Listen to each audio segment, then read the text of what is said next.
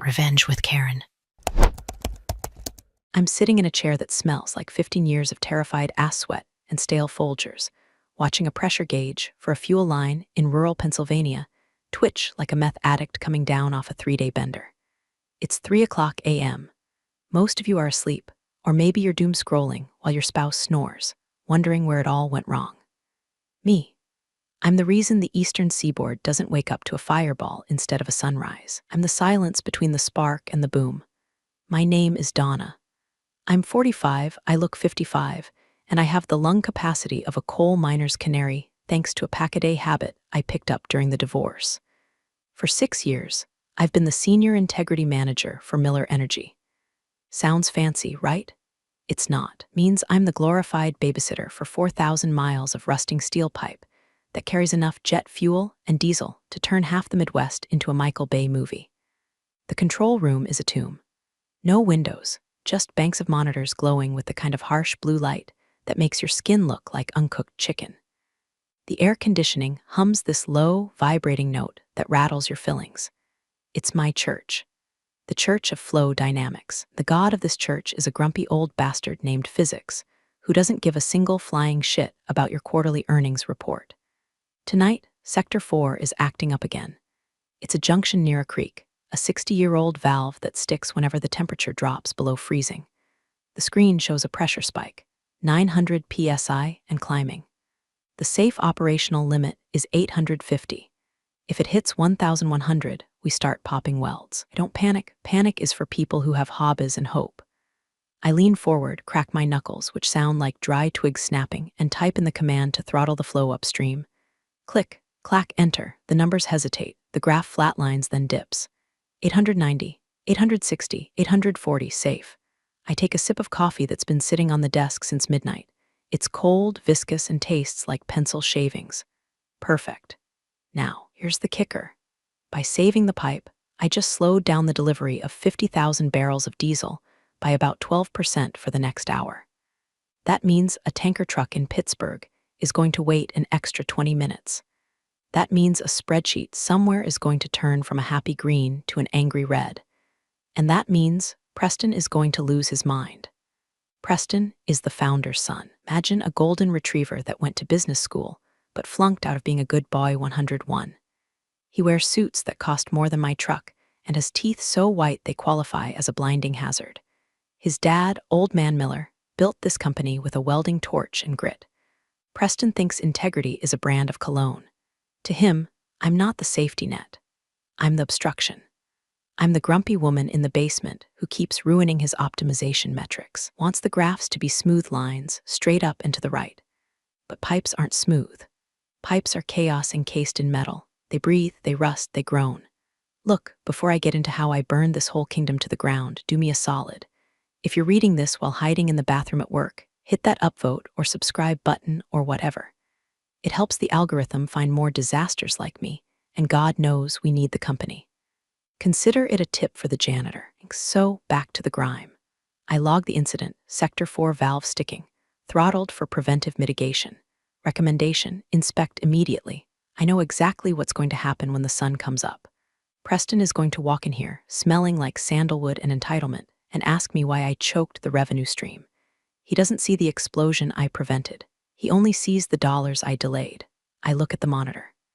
There's a sticky note on the bezel, yellow and curling at the edges. It's a note from Old Man Miller himself, written 3 years ago before he retired to Florida to wrestle gators or whatever rich old rednecks do.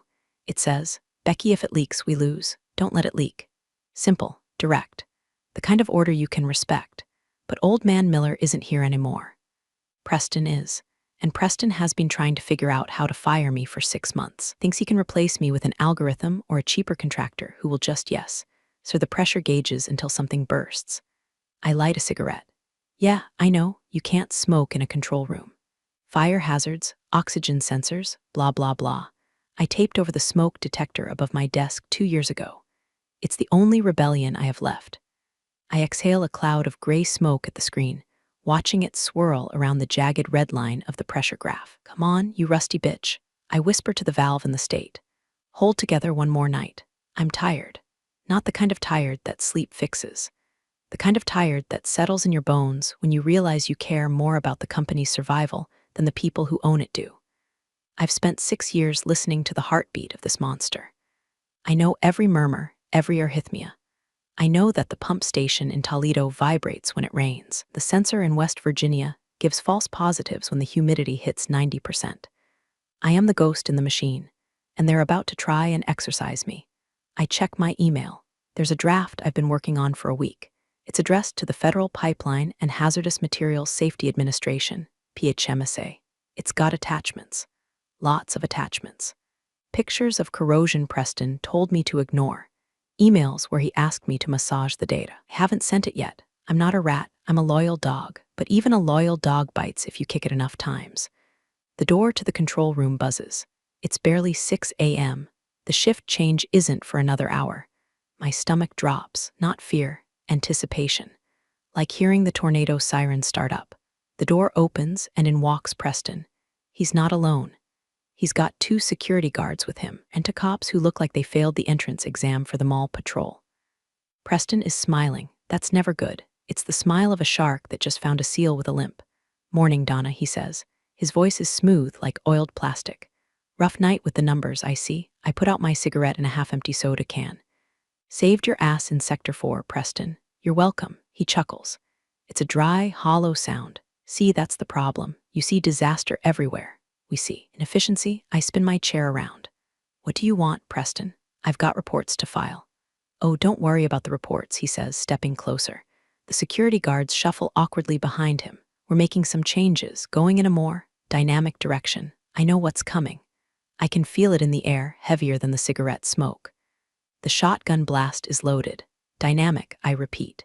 Is that corporate speak for ignoring safety protocols? "It's corporate speak for you're fired," he says, the smile never wavering. "Pack your box, Becky. You're done." I look at him. I look at the screens. I look at the blinking green light that says system stable. "You sure about that, Preston?" I ask, my voice drop dead calm. "Very," I nod. I reach into my pocket and touch the USB drive on my keychain. "The backup, the insurance policy." "Okay," I say, "but you might want to check the user manual on the way out. Specifically the chapter on automatic integrity fail-safes." He rolls his eyes. "Please, spare me the drama. Get her out of here." I stand up. My knees pop. I grab my purse. I don't grab a box. I don't need a box.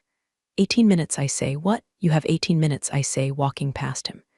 Before the ghost in the machine wakes up, he laughs. He actually laughs. "Get out, Donna." I walk out, and the clock starts ticking. Walk from the control desk to the main hallway feels like a funeral procession for my dignity. The operations floor is an open-plan nightmare of cubicles and low-hanging ceiling tiles that look like they've been stained with nicotine since the Reagan administration. It's shift change, so the place is crawling. Day shifters are filtering in with their oversized thermoses and dead eyes. Night shifters are shuffling out, looking like vampires caught in sunrise. And there I am, sandwiched between 2 security guards, Frick and Frack, being paraded through the center aisle like a captured felon. Preston is walking a few steps ahead of me, performing for the audience. He's got that commanding executive strut-down pat, chest puffed out like a pigeon that just found a French fry. He wants everyone to see this. He wants to make an example of the woman who said no. "Everyone, listen up." Preston claps his hands. Sound echoes off the linoleum. The room goes quiet. The hum of the servers seems to get louder. "As part of our Q4 restructuring, we are prioritizing efficiency and modern data handling," he announces, his voice projecting like he's running for student council president. "Donna here has been struggling to adapt to our new velocity. We thank her for her service, but we need team players who are focused on growth, not obstacles." Struggling to adapt. Phrase hits me like a wet towel to the face. I adapted to a pipeline leak in a blizzard in 2018 when his ass was skiing in Aspen. I adapted to a cyber attack in 2021 by manually overriding valves for 14 hours straight while peeing in a bucket because I couldn't leave the console. I see Kevin, a junior analyst, standing by the coffee machine. He looks like he's about to throw up. He knows. He's seen the reports, seen me fight Preston on the corrosion allowances for the last 6 months. Kevin's eyes meet mine, wide and terrified. He gives a tiny, almost imperceptible shake of his head. "Don't go," his eyes say. "Who's going to watch the monitors?" I give him a tight smile. "Not my circus, not my monkeys anymore, Kev. You're making a mistake, Preston, I say, loud enough for the room to hear.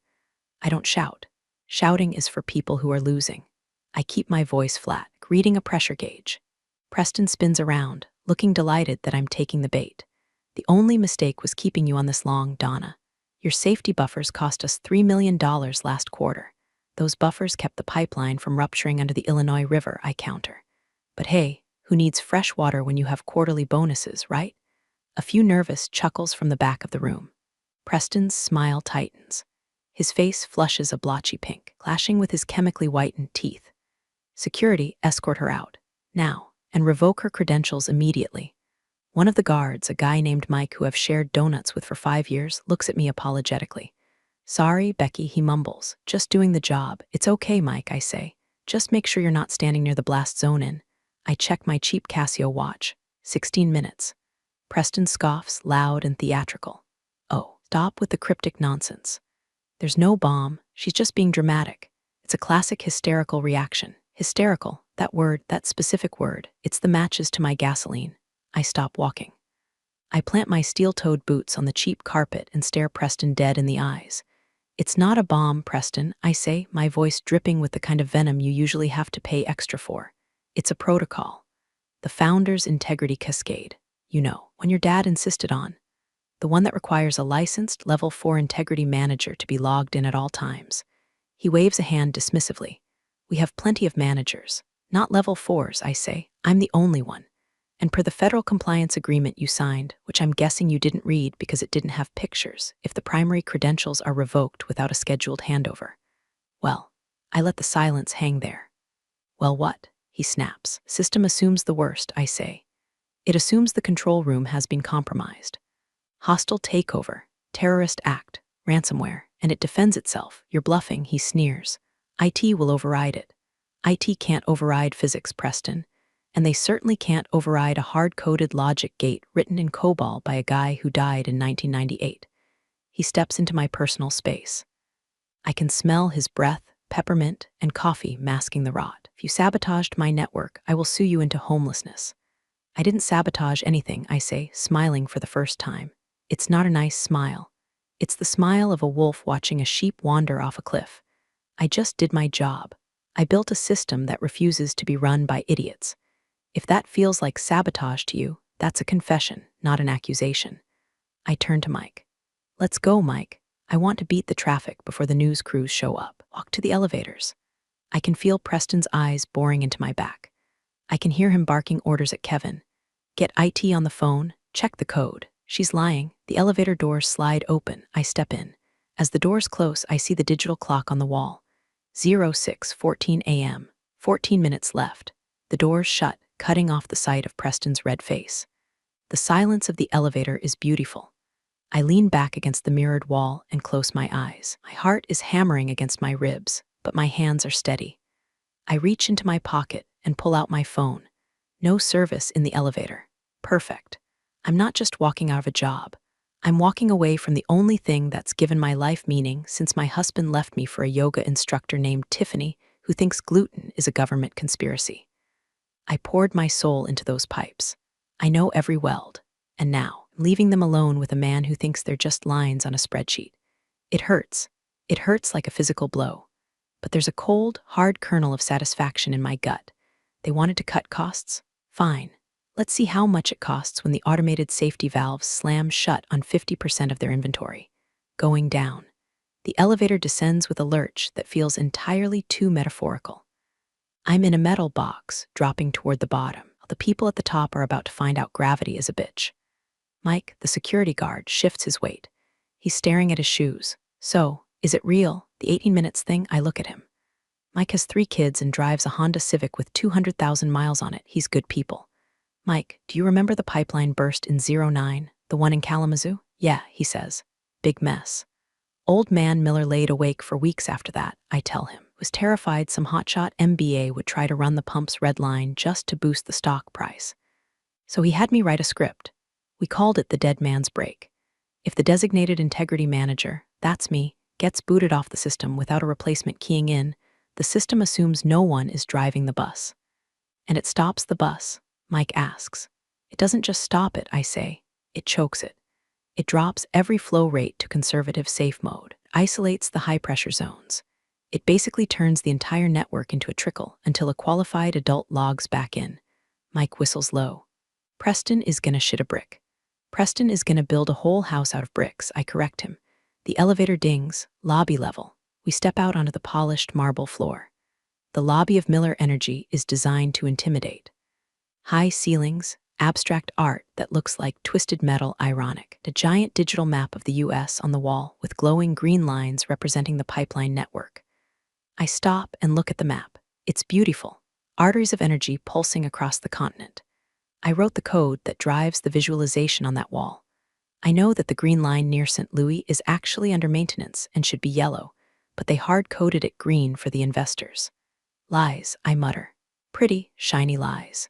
The receptionist, sweet girl named Sarah who I've helped fix her heater twice, looks up. She sees the guards. Her face falls. Becky, everything okay? Just taking an early retirement, Sarah, I say, keeping my voice light. You might want to hold off on ordering lunch for the executive floor. They're not going to have much of an appetite. I reach the turnstiles. This is it, the border. I need your badge, Donna, Mike says softly. He sounds like he's asking for a kidney. Unclasp the lanyard from my neck.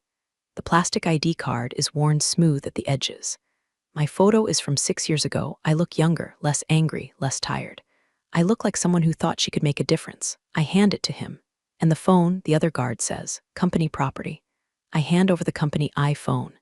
I kept my personal burner in my back pocket. I'm not an amateur. Keys.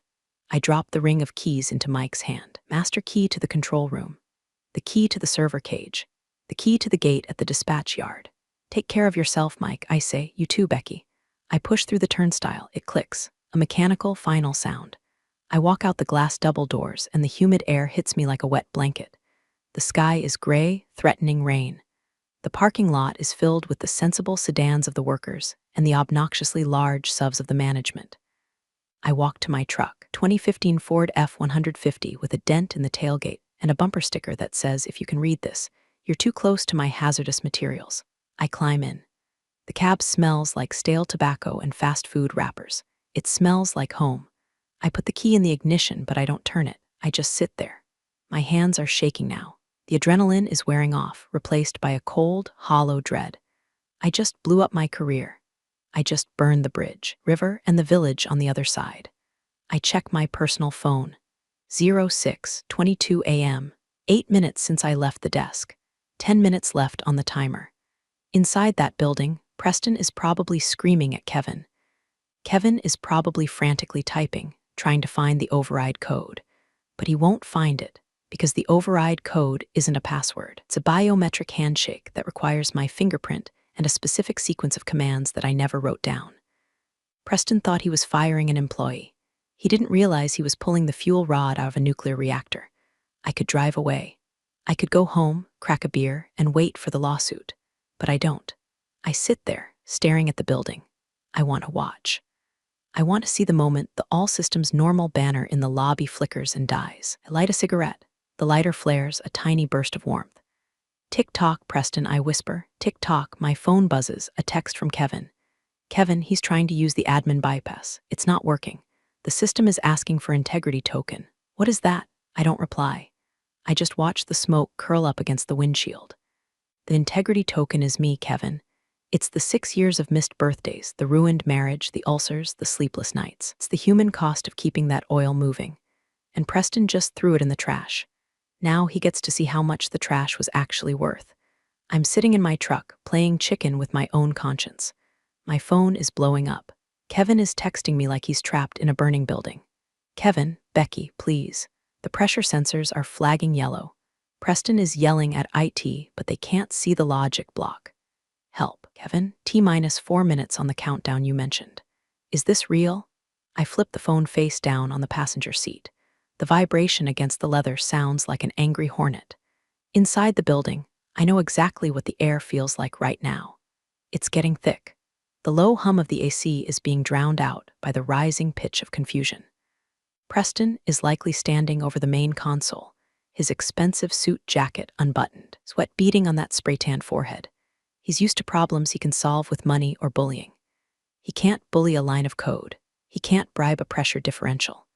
06:30 a.m., the witching hour. I close my eyes and picture the map on the lobby wall. In my mind, I see the green lines. 3, 2, 1. Inside the control room, a chime will sound. Not a siren. Old man Miller hated sirens.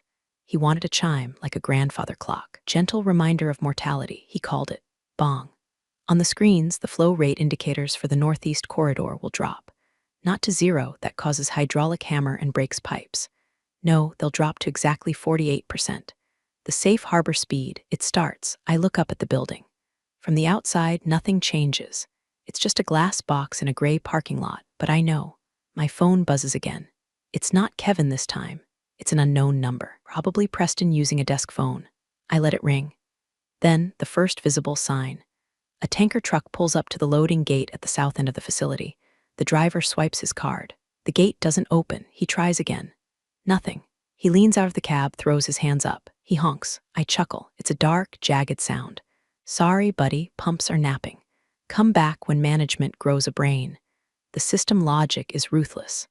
When in integrity loss mode, automated loading arms lock in the stowed position. No authorized overseer, no fuel transfer. It prevents theft, and more importantly, it prevents spills during unmonitored transfers. The driver gets on his radio. He's calling dispatch. Dispatch is about to call the control room. The control room is about to tell them. Well, they don't know what to tell them. I imagine Preston screaming, "Why aren't the pumps pumping? Override it. Just open the valves." The system responding, access denied. Integrity manager required. It's satisfying. God, it's like heroin, the validation. For years, I was the buzzkill. I was the one saying we can't increase flow, the turbulence is too high. They treated me like a broken brake pedal. Now they realize I was the steering wheel. But then the guilt hits. It's a sharp pang in my chest, right next to the anger. I think about the hospitals. The system has a prioritized list. Hospitals and emergency services get first draw. I coded that myself. They won't run dry, not today. But the airports, the Amazon distribution centers, the gas stations, they're about to feel the squeeze. Prices will jump. People will be late. Deliveries will be missed. Am I the villain? I ask the empty truck cab. I look at the Danny DeVito bobblehead glued to my dashboard. It's a stupid joke gift from my ex-husband, but I kept it. Danny stares back, smiling his chaotic smile. So anyway, I started blasting. I mutter, quoting the meme, "No, I'm not the villain. I didn't turn the system off. I just refused to let them drive drunk without a designated driver." Another text. This one is from Preston Mobile. He must have gotten my number from HR files. Preston, Donna, pick up. This is a felony. I will have the FBI at your door in an hour. I laugh out loud. A felony. Following the federally mandated safety protocol to the letter is a felony. I pick up the phone and type a reply. My thumbs fly over the cracked screen. Me, read the Federal Register, Section 195.452, Pipeline Integrity Management in High Consequence Areas. Then read the company policy document signed by your father on August 12, 2018. It's not a felony, Preston. It's compliance. Have a nice day. I hit send, and I put the truck in gear. I'm not going home. If I go home, I'll just pace around my apartment and stare at the wall. I need to go somewhere where I can do the real damage. The paperwork damage. I drive out of the parking lot, passing the confused tanker driver who is now banging on the guard shack window. I give him a little wave. He flips me off. Fair enough. I head toward the library. Public Wi-Fi. Secure connection. No way for Preston to track the IP address to my house. The timer has run out. The bomb has detonated. Now it's time to sift through the rubble and make sure the right people get buried. I pull into the parking lot of the county library. It's a sad brick building next to a vape shop and a We Buy Gold place. The glamour of my life knows no bounds.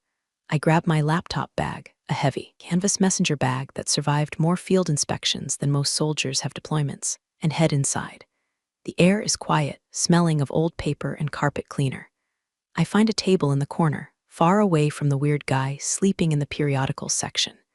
I crack open my laptop. It's an old ThinkPad built like a tank. I boot it up and connect to the public Wi-Fi via a VPN. Paranoia? Maybe. But when you're poking $1 billion bear, wear armor. I log into the PHMSA pipeline and Hazardous Materials Safety Administration portal. My draft complaint is sitting there, waiting like a loaded gun. Allegation of systemic safety violations and retaliation against whistleblowers. I start typing. I update the file. Update 07:15 a.m. EST. Employment terminated for refusing to suppress critical pressure warnings in Sector 4. Upon termination, automated safety protocols, integrity cascade engaged. Executive management, Preston Miller, currently attempting to bypass safety locks without qualified oversight. I attached the screenshots I took last night, the pressure graphs, the emails from Preston saying, "Fix the numbers, Becky. Make it green." While the files upload, I check the industry news sites. It's starting. Midwest Fuel Logistics Report. Unexpected throughput drop reported at Miller Energy terminals. Spot prices for diesel in the state rise $0.15. 15 cents in 45 minutes, that's fast. The market smells blood in the water. My phone vibrates. It's not a text. It's a call. The ID says unlisted. I stare at it. It could be Preston's lawyers, it could be the cops, or it could be him. I slide the bar to answer. "This is Donna, Becky." Voice is gravel and cigarettes. It sounds like a cement mixer trying to whisper. "It's old man Miller. Mr. Miller," I say. I sit up straighter, pure reflex. "I didn't think you checked your phone on the golf course." "I'm not on the golf course," he growls.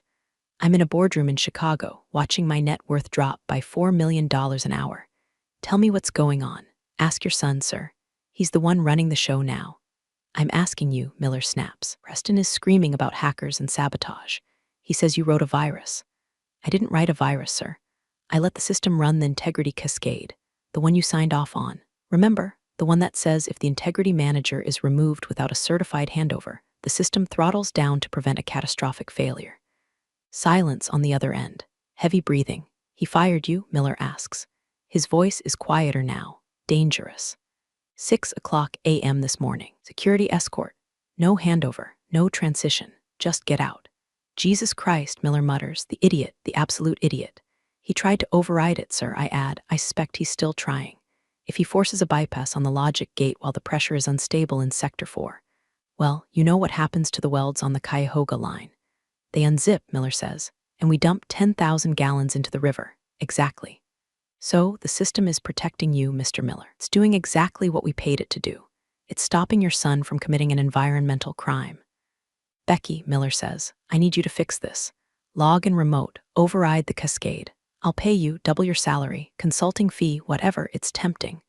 God, it's tempting to be the hero, to save the day, to have the old man owe me." But then I remember Preston's face. Hysterical, struggling to adapt. I remember the 6 years of missed holidays, time I missed my niece's baptism because a sensor failed in Kentucky. "I can't do that, sir," I say softly. "What do you mean you can't? You wrote the damn code." "I'm not an employee anymore, Mr. Miller. I don't have insurance. I don't have legal protection. If I log in now and something goes wrong, Preston will blame me. He'll say I hacked back in to cause damage. I can't touch that keyboard without a federal regulator standing behind me." "Becky, do this to me?" "I didn't do it, sir. You gave the keys to a toddler. I just took the safety wheels off." I hang up. My hand is shaking again. I just hung up on the man who built the industry. I just told a billionaire no. I look at the laptop screen. The upload to the federal portal is complete. The submit button is green. I hover the mouse over it. If I click this, there's no going back. The investigation will be mandatory. They'll audit everything. Find the corrosion. They'll find the fake reports Preston made me file. They'll find the cracks in the empire. It won't just hurt Preston. It might destroy the company. It might destroy old man Miller's legacy. I think of the valve in Sector 4, the one holding back the pressure. It's rusting. It's tired. It's holding on by a thread. Just like me. For the river, I whisper. I click submit. An hour passes. I'm on my third cup of vending machine coffee, which tastes like hot brown water and despair. My laptop is a command center now. I have 3 tabs open: the local news, a crude live map of regional fuel prices, and my email. The news is catching up. Breaking: major slowdown at Miller Energy Pipeline Hub causes panic buying at regional terminals. Spokesperson claims scheduled maintenance, but insiders report technical failure. Scheduled maintenance. That's the oldest lie in the book. My phone rings again. This time, it's a video call request. From Miller Corporate Conference Room B, they're calling in the cavalry. I debate ignoring it, but curiosity is a disease and I'm terminal. I adjust my webcam, making sure the background shows the dusty library shelves. Let them see where I am. Let them see I'm out in the wild. I accept the call. The screen flickers to life. I'm looking into the fishbowl, the glass-walled conference room next to the control center. It's a full house. Preston is there, looking like he's aged 10 years and 2 hours. His tie is loosened, his hair is disheveled. He's pacing. Old Man Miller is on a massive screen on the wall, red-faced and pixelated via Zoom. And sitting at the table, looking like he wants to die, is the head of legal, a weasel named Gary. She picked up, Gary says, sounding surprised. Donna, Preston shouts, leaning into the camera. You need to reverse this. Now, the regulators are calling. I say calmly, I already talked to them. Well, I submitted the paperwork anyway. The room goes silent. You could hear a stock option drop. You what? Preston whispers. I filed a whistleblower complaint, Preston. Section 806 of Sarbanes-Oxley, plus the pipeline safety regulations. I uploaded the logs, the real logs, not the ones you paint green. Old Man Miller's voice booms from the wall screen. Preston, shut up. Becky, listen to me. I'm listening, Mr. Miller. We can fix this, Miller says, his voice straining for calm. We can say it was a misunderstanding, a glitch. I'll reinstate you. Retroactive, full benefits, a raise, just give us the unlock code. It's not a code, sir, I explain, feeling like a kindergarten teacher explaining why we don't eat glue. It's a credential. I have to be there. I have to scan my biometrics and accept liability for the network. And I can't do that. Why not? Preston screams. Get in your truck and drive back here. Because I say, leaning into the camera, Preston here fired me for performance issues. If I come back and something blows up, he'll claim I was incompetent. I need a guarantee, a legal one. What do you want? Gary the lawyer asks, pen hovering over a notepad. I want a third-party audit, I say. No. Preston slams his hand on the table. Absolutely not. An audit stops operations for weeks. The flow stays at 50%, I say. Actually, looking at the time, it's been 2 hours. The secondary protocol is about to kick in. Preston's eyes go wide. Secondary protocol? Yeah. If the system stays in integrity loss mode for more than 120 minutes, it assumes the control room is abandoned or destroyed. It initiates deep sleep. It shuts the main valves completely. To zero. You're lying, Preston gasps. Am I? I check my watch. I have 4 minutes. I'm not lying. I mean, technically, I am. The deep sleep mode takes 4 hours to kick in, not 2, but they don't know that. They never read the manual. I need to force their hand before they try something stupid like physically cutting the wires to the servers. Oh God, Gary moans. If we hit zero flow, the vacuum pressure will collapse the intake pipes. Yep, I say, like sucking a milkshake too hard through a paper straw. Crinkle, crunch. Becky, stop it, Miller yells. Gary, draft a contract. Immunity, indemnification, whatever she wants. Get her back in that chair. I want the regulator on the line, I say. I want a PHMSA rep on this call, witnessing that I am returning under duress to prevent a catastrophe caused by your negligence. We can't get a Fed on the line in 4 minutes. Gary cries. Then you better start praying to the god of physics, I say, because he's the only one listening now. I watch them scramble. It's pathetic. These are the masters of the universe, the captains of industry, their children playing with matches in a dynamite factory. Preston is on his phone, screaming at someone. Gary is typing furiously. Old Man Miller is just staring at the camera, looking at me, really looking at me. You planned this, Miller says softly. You knew he would fire you eventually. I hoped he wouldn't, I say truthfully. But I prepared for when he did. Taught me that, sir. Always have a backup valve. Touché, Miller grunts. 2 minutes, I announce. The tension in the room is physical. It's distorting the video feed. I have a contact at the regional PHMSA office, Gary shouts. I'm patching him in. Don't hang up. I lean back in my library chair. The librarian is staring at me. I give her a thumbs up. This is it, the turn. I'm not just the victim anymore. I'm the leverage. The screen splits. New window pops up. It's a guy named Agent Henderson from the Pipeline Safety Administration. He looks like he was dragged out of a meeting, wearing a headset, fluorescent lights reflecting off his glasses, looking annoyed. This is Henderson, PHMSA Region 5. I have Miller Energy Legal and, who is this? He squints at my feed. Donna, I say, former integrity manager, currently unemployed. She's holding our pipeline hostage. Preston blurted out. She rigged a logic bomb. Agent Henderson, I cut in, voice steady. I am the designated integrity manager listed on the DOT filings. I was terminated at 6:00 a.m. The system detected the loss of credentialed oversight and entered safe mode per Title 49 CFR 195.452. Preston Miller is attempting to bypass federal safety locks without a qualified replacement. Henderson's eyes narrow. Looks at Preston. Is that true? Did you fire the DIM without a handover? She was incompetent. Preston yells. She was faking the data. Actually, I say, I have the data right here. I share my screen. I don't ask permission. I just take over the feed. Up pops the Sector 4 report from last night. The pressure spikes. The mitigation commands. Then I pull up the email from last week. From Preston Miller to Donna internal subject. Sector 4 repairs body. We can't afford downtime this quarter.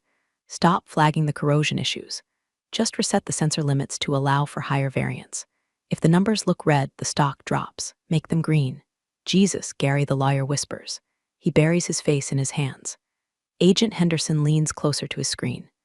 Mr. Miller, did you instruct your safety manager to falsify sensor limits? It was out of context. Preston stammers. She's manipulating the emails. It's DKIM signed, I say tech nerd dirty talk. It's verifiable, and Agent Henderson. If you check the logs I just uploaded to your portal, you'll see 12 more just like it. Henderson goes quiet. He types something on his keyboard. I see them. The upload is timestamped 45 minutes ago. He looks up and his face is stone. Mr. Miller, Henderson says, addressing Preston, are in direct violation of a federal safety order. If you attempt to override that system manually, I will have U.S. Marshals at your facility within the hour to arrest you for reckless endangerment. Preston goes pale. He looks at his dad on the screen. Dad, do something. Old man Miller looks tired. He looks old. Shut up, Preston. Miller turns his gaze to me. Becky. What do we do? The system needs an operator, I say. A qualified one, or it goes to zero flow to protect the pipe. Come back, Miller says. Name your price. I won't work for Preston, I say, and I won't work for a company that asks me to lie. Preston is relieved of duty, Miller says instantly. Effective immediately. Security, remove him. Preston's jaw drops. Dad, you can't. I built this company with a welding torch, Miller roars, the audio peaking and distorting. You're trying to destroy it with a spreadsheet. Get out. On the video feed, I see the same security guards, Mike and his partner, step forward. They look confused but happy. They grab Preston by the arms. This is insane. Preston screams as he's dragged out of the frame. She's a witch. She's crazy. And then he's gone. The door slams. Silence in the conference room. Just Gary looking like he needs a drink and the empty chair where Preston used to be. Okay, Miller says, breathing hard. He's gone. Henderson is watching. Becky, you unlock the flow? I look at Henderson. Agent, if I log in remotely to stabilize the pressure, am I protected? Verify your status, Henderson says. If you act as an emergency contractor under PHMSA supervision, you are shielded from liability for the duration of the crisis. Okay, I say. But Henderson adds, this facility is now under active investigation. We will be freezing all data for audit. Good, I say. You'll find plenty to read. Open my terminal window. My fingers hover over the keys. I have them. I won. Preston is out. The regulator is in. The old man is begging, but I don't feel happy. I feel exhausted. I'll stabilize it, I say. I'll bring it back to 80%. But I'm not coming back to work, Mr. Miller, Becky. No. I'll monitor it remotely from here until you fly in a replacement team. I'll bill you my consulting rate. It's $500 an hour. Minimum 4 hours. Done, Miller says. Just keep the oil moving. I start typing. Command, auth override remote user, R. Wilson admin password, system response, welcome back, Rebecca, integrity restored. On the wall in the conference room, the red lights turn to yellow, then slow blinking green. Gary exhales a breath that fogs up the camera lens. I lean back. My hands are shaking. I need a cigarette. I need a drink. I need a nap. Flow is restoring, I say. Touch anything until the feds get there. I mute my microphone. I turn off my camera. I sit alone in the library. The guy in the periodicals section snores loudly. It's over, or so I thought. I stay in the library for another 2 hours, babysitting the pressure valves from my laptop, while Agent Henderson orchestrates a raid on the Miller Energy offices. It's weirdly peaceful. I watch the numbers bob and weave, smoothing them out with gentle keystrokes. It's like calming a spooked horse. Around noon, my phone rings. It's Gary the lawyer. Donna, he says. His voice is different now, respectful, fearful. Mr. Miller wants to know if you can fly to Chicago tomorrow to discuss the transition. Pass, I say. I'm not an employee, Gary. I'm a consultant. And my consulting advice is hire a new team. Look, Gary lowers his voice. We're prepared to offer a significant settlement. For your Silence regarding the specifics of the glitch can frame Preston's departure as a strategic disagreement. We don't need the press knowing about the safety override. Gary, I say, popping the tab on a lukewarm Diet Coke I bought from the vending machine. The press already knows. I saw a Reddit thread about it 10 minutes ago. Some trucker in Toledo posted a video of the locked gates. It has 3,000 upvotes. We can manage the narrative, Gary insists. If you sign an NDA, we're talking 6 figures. On a life-changing money. I pause. 6 figures. I could fix my truck. I could fix my roof. I could go to a yoga retreat and actually pay attention instead of angrily texting my ex. But then I look at the Danny DeVito bobblehead. If I take the money, I become one of them. I become the person who helps hide the rust. No deal, Gary. Donna, be reasonable. You'll be blacklisted. No one in the energy sector will hire a whistleblower who held a pipeline hostage. Didn't hold it hostage, I correct him. I put it in a safety harness. And honestly, I don't want to work in the energy sector anymore. I'm tired of fixing things that rich people break. Then what are you going to do? I'm going to finish this audit with Henderson, I say. And then I'm going to go home and sleep for a week. And if you guys try to smear me, I kept copies of the emails, Gary, on 3 different cloud servers. If I disappear, go to the New York Times. You're playing a dangerous game. No, Gary, I just finished the game, and I won. I hang up. I log off the remote session. The new team from PHMSA has arrived on site. I can see their logins popping up on the network. Admin PHMSA01. I watch them take control. They're clumsy, slow, they don't know the rhythm of the pipes yet, but they'll learn or they won't. Not my problem. I close my laptop. My phone pings. Text from an unknown number. Hey, this is Sarah from Competitor X, a rival energy firm. Heard what happened. We need a head of safety who actually cares about safety and who hates Preston Miller. Call me, I smile. Bad news travels fast, but competence travels faster. I don't reply yet. I pack up my bag. The librarian gives me a dirty look as I throw my empty soda can in the recycling bin. Sorry, Gladys, I say. Just saving the world. Quietly, I walk out to my truck. The rain has started. A cold, miserable drizzle. But it feels good. It washes off the grime of the control room. I sit in the truck and look at the Danny DeVito meme on my phone. Can I offer you a nice egg in this trying time? I laugh. A real laugh. I started the day as a fired, middle-aged divorcee with a nicotine addiction and a dying career. I'm ending it as the woman who brought a billion-dollar company to its knees because they forgot to say please. But there's one last loose end. The sriracha. See, I didn't just leave the digital traps.